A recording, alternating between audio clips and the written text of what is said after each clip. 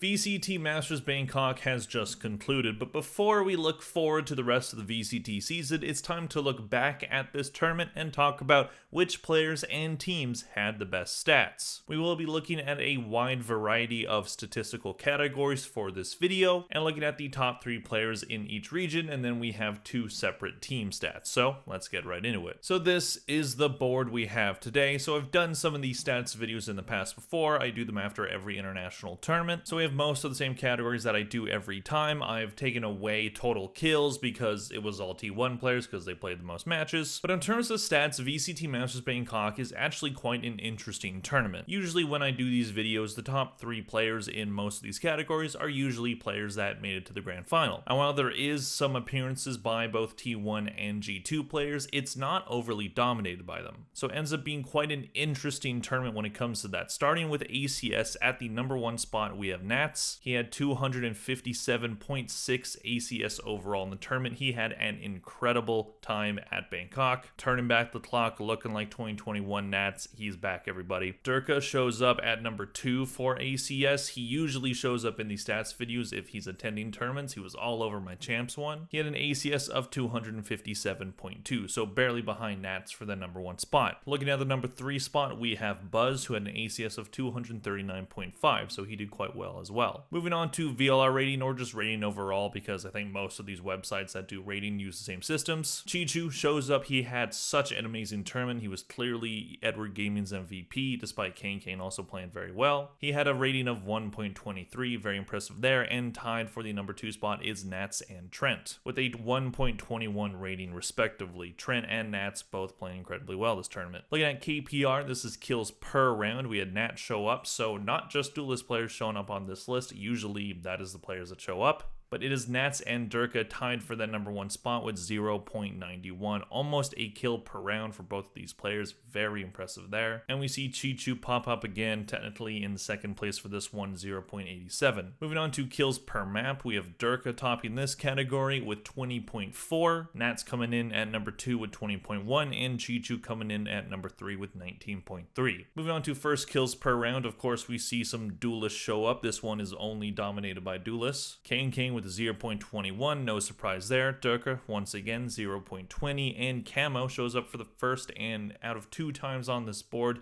with 0.18. Duelist players doing what they do, entering, getting that first kill to give their team space. These players were pretty dang good at it during this tournament. Moving on to KD ratio, we have Nats once again topping this category with a 1.32. Maybe his KD ratio is a little bit higher than it would have been if his team entered top 4. You could make that argument. However, playing in those 3 matches, he was far and above the best player on his team and deserves the accolades. Chichu once again shows up with a 1.27, and Izu shows up at the number 3 spot with a 1.24, maybe one of the most underrated players in Valorant right now. Moving on to first deaths per round, so the main negative category on this, but depends on how you look at it. Zekin tops the chart with a 0.23. I do not think Zekin had a very good tournament. He did have some good maps here and there, but definitely a bit of concern when it comes to Zekin's play. But also, he is a duelist player. He's bound to show up on this category, like the other 2 players on this list. Kane is at number 2 with 0.22, so just behind Zekin there, and Durka just behind as well with 0.20. Moving on to headshot percentage, we have some new players showing up here. Meteor, he had a 33% headshot percentage. Incredibly impressive work there. Meteor's aim is incredible. He was at the top 3 for a headshot percentage at champs as well. First and only DRX player showing up on this list in Hyunmin, he had a 32%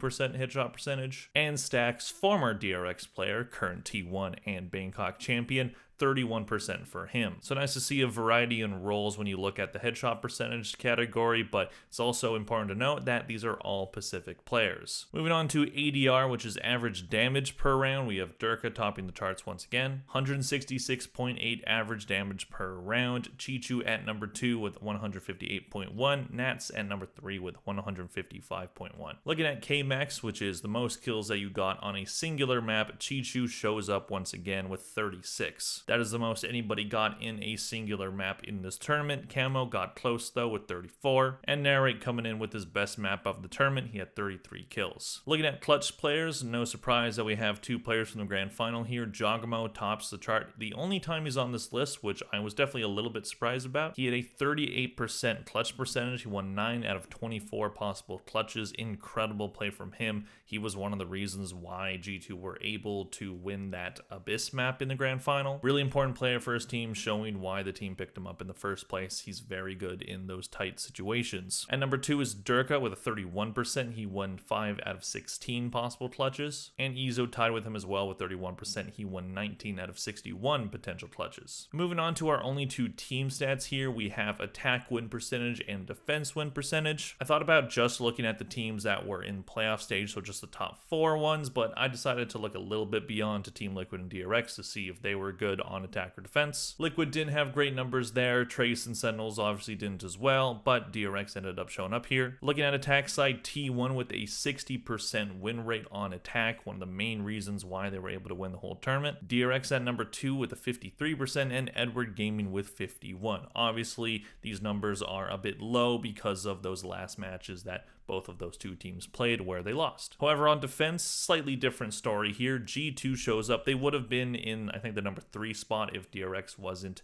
on the list for attack. But on defense, they're 60% as well. So very interesting that the tournament grand final ended up being a team that was really good on attack versus a team that was really good on defense. Granted, both these teams were good on both sides overall. However, by the end of the tournament, with both of these teams having 60% on the side that they would face each other on, very interesting there. T1 does come in number 2 on the defense win percentage with 52%, and Vitality shows up with a 48%. So below 50%, but good enough to get 3rd. And that's bound to happen if you're going to get blown out on your last 2 maps of the tournament. That T1 game was pretty rough for them. So those are all the stats. Again, I think this is a very interesting tournament when you look at these stats, because it's not as typical as tournaments last year were at the very least. Looking at some of the kill-based stats in ACS, kills per round, KD ratio, having Nats being number 1 for those 3 categories and amongst the top 3 for some of the similar categories, while not being a duelist player, is incredibly impressive. He played Viper, Cypher, and Chamber during this tournament. Again, he was looking like his 2021 self. It was really exciting to watch, showing that if you're a player who had glory in the past and you haven't been able to recapture it,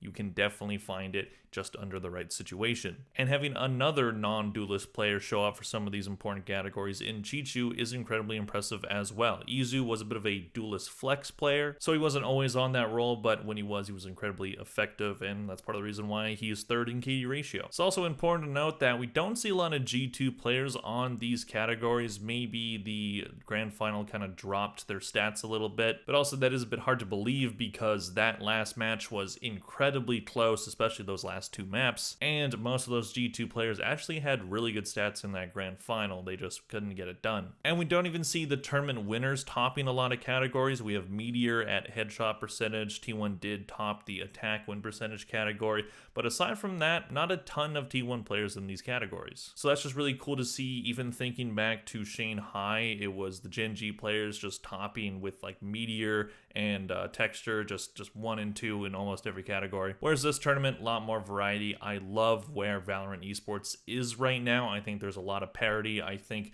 it's very close in terms of like competition. I think any team can beat any team on any given day. A lot of great players here, and at these international tournaments, it's going to be incredibly fun and incredibly interesting to watch. So let me know in the comment section down below, what do you think of these stats? Which player do you think was the most impressive? Who's the MVP of the tournament? Because honestly, I really don't know. Like, Meteor won the MVP for the grand final, but if we're talking the whole tournament, I don't know if he's the MVP. You could say Buzz, you could make an argument for Trent, even though he lost, but I don't know. I'll leave that up to the comment section. Let me know what you think of all of this and more. Please click like and subscribe if you enjoyed this video. Thank you very much for watching, and I'll see you guys in the next one. Bye.